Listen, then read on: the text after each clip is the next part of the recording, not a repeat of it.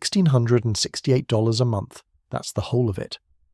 That's what a single Canadian who worked a normal life is handed by the government at 65.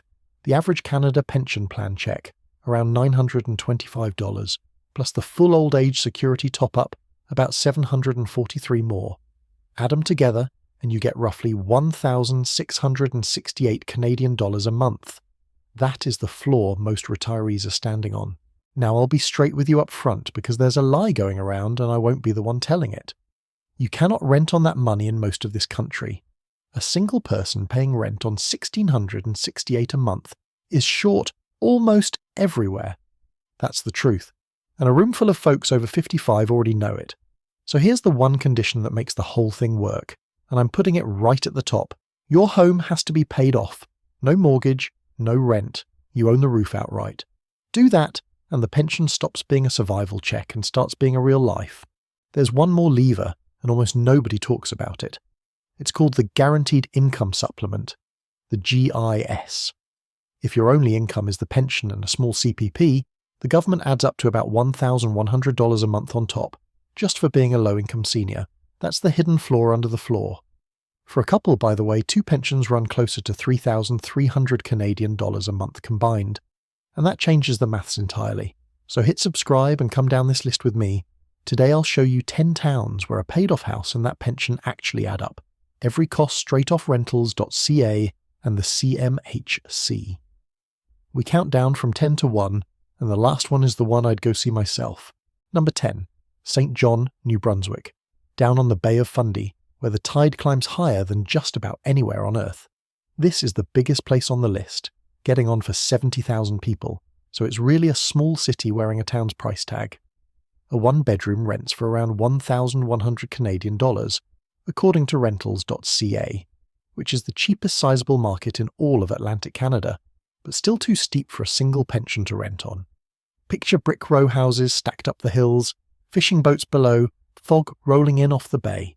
So why does it earn a spot at all? Because if you own here, you're laughing. Buy a modest house outright, and your only housing cost is the property tax and the heat. Call it $300 or $400 a month. And on the pension, that leaves a good half of your cheque for the rest of life. The honest drawback is the weather. Fundy fog and a long grey winter that gets into your bones, and the Atlantic damp that comes with living beside a tide that swings 40 feet twice a day. But the harbour town has a full hospital, a university, real streets with real shops, and a doctor you can actually get to. It's the soft landing of the bunch, the place you'd send a cautious friend first. The next one is smaller, colder, and a good deal cheaper. Number 9, Yorkton, Saskatchewan, out on the eastern prairie, grain country, flat as a held breath all the way to the sky. A one-bedroom in Yorkton runs about 1,140 Canadian dollars, according to rentals.ca, and a whole house commonly sells in the low 200s. Same story as St. John, too dear to rent on the pension alone, a gift if you own. The houses here are honest prairie stock, wide lots, garages built for 40 below. What makes Yorkton work for an owner is everything that isn't the house. It's a real service town for the farms around it. 16,000 people, a hospital, the shops, a regional airport. So you're not driving 2 hours for a bag of groceries the way you do in the true middle of nowhere. The catch is the cold. January out here is the kind that cracks the air and freezes your nose hairs walking to the truck, and your heating bill in a prairie winter is no joke. Budget $200 or $300 a month for it and you won't get a nasty surprise. But the land around Yorkton is emptying slow and quiet, a farm at a time, and quiet is exactly what keeps the price down. Bigger town coming next, up in the Ontario bush, and the rent finally drops. Number 8, Timmins, Ontario, way up north, a gold mining town carved out of the bush, hours from anywhere you'd call south. Here's where ownership does the heavy lifting. Renting in Timmins is no bargain. The average runs north of $1,400 a month, but the house price is the lowest in the whole province of Ontario, around 304,000 Canadian dollars, according to rentals.ca and the local board.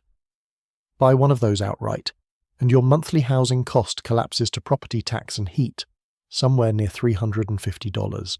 Run that for a single owner and you land under $1,500 a month all in, under the pension floor with money to spare. This is the cleanest version of the whole idea.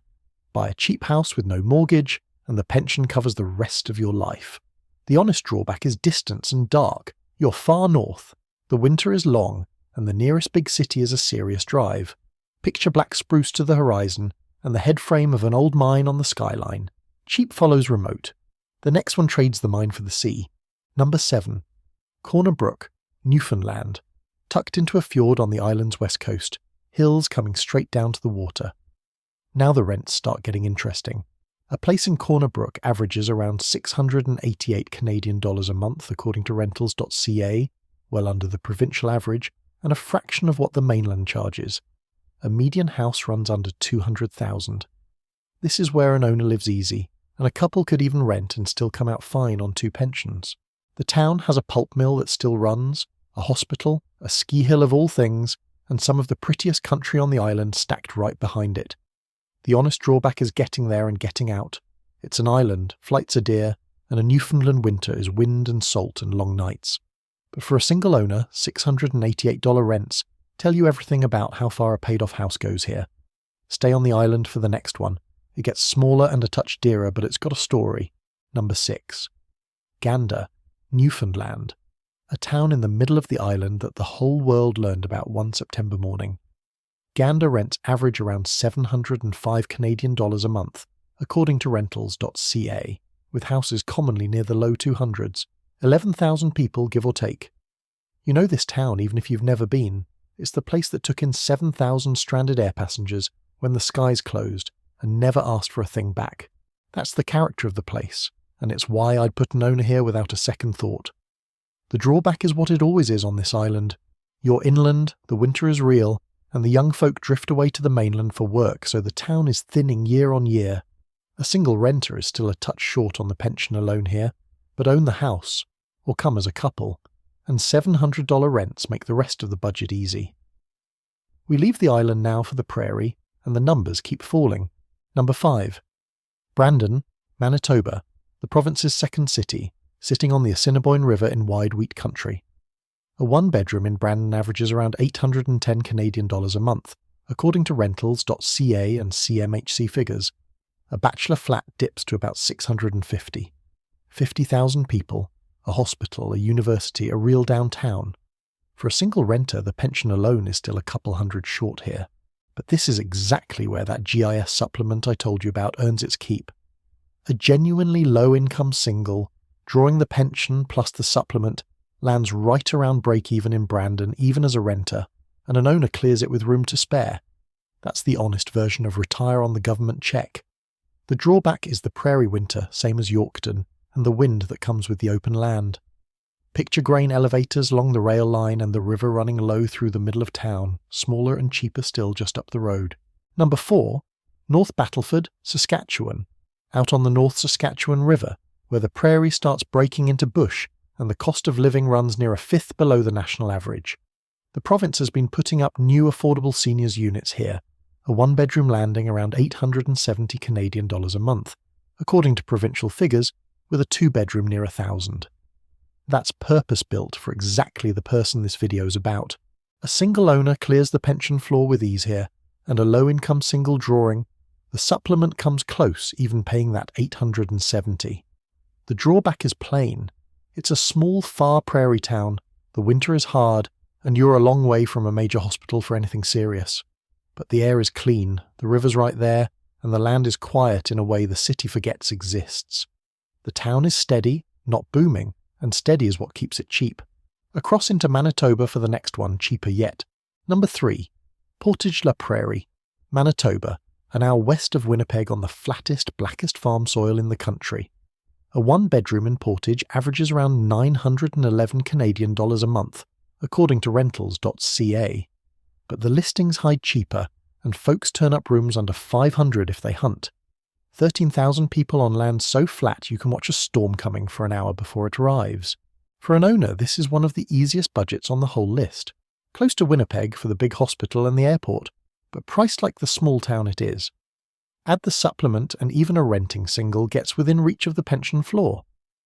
The honest drawback is the winter wind off open prairie, which has nothing to slow it down for 200 miles, and the summer mosquitoes that come with all that black wet soil. Picture a grain terminal on the edge of town and canola gone yellow to the horizon.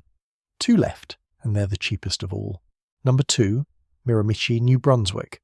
Strung along the river of the same name, salmon water, lumber country, the cheapest market in the whole province. This is where the pension floor finally bends toward a single renter. A 1-bedroom in Miramichi starts from around $600 Canadian a month, according to local listings. And I'll be honest, that's the low end, older stock and rooms, not a granite counter rebuild. But $600 rents exist here, and that changes the whole equation. Run it. $600 for the roof, leaving roughly $1,000 for everything else, and a single who qualifies for the supplement actually clears the bar, renting, not even owning. That's rare in this country. The drawback is jobs, or the lack of them. The mills that built this town have been winding down for years, and the place is quieter than it was. But you're not coming here for work, you're coming to retire, and the river doesn't charge admission. 1 town left, and it's the one where the numbers finally make sense even for a single renter on the bare pension.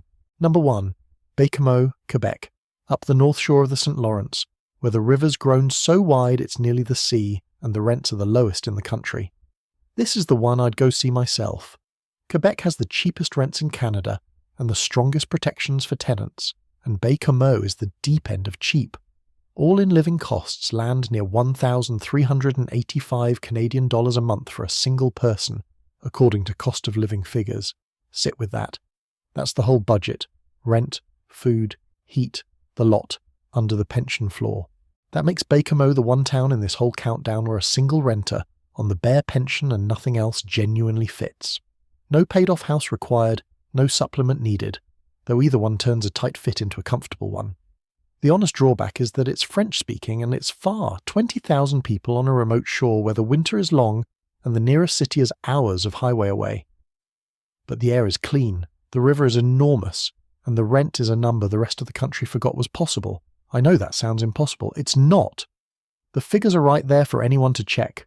So here's what those 10 towns are really telling you. That $1,668 a month isn't a sentence. It's a floor, and a floor only feels low when somebody's charging you rent to stand on it.